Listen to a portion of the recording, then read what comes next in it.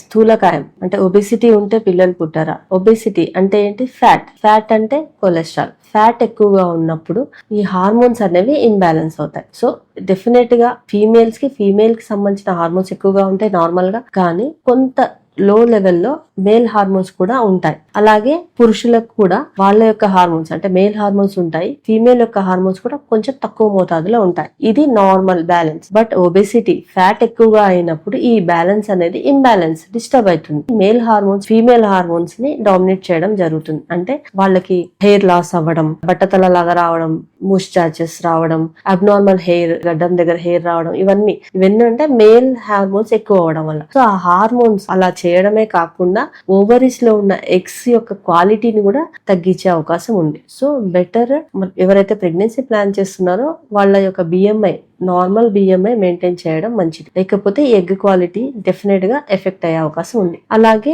Males లో కూడా అంతే. సో వాళ్ళకి ఫీమేల్ హార్మోన్స్ ఎక్కువగా ఉంటాయి, దానివల్ల స్పర్మ్ క్వాలిటీ ఎఫెక్ట్ అయ్యే అవకాశం ఉంది. అందుకే మనం అబ్జర్వ్ చేస్తుంటాం, ఎవరైతే బాగా స్థూలకాయలు ఉంటారో వాళ్ళ బాడీకి అంటే బ్రెస్ట్ ఎన్లార్జ్మెంట్ కానీ, ఫేస్ కానీ రౌండ్నెస్ అనేది, షైనీనెస్ అనేది ఉంటుంది. సో బెటర్ మేల్ కానీ ఫీమేల్ కానీ నార్మల్ బిఎంఐ మెయింటైన్ చేయడం వల్ల వాళ్ళ యొక్క sperm and egg quality maintain అయ్యే అవకాశాలు ఉంటాయి.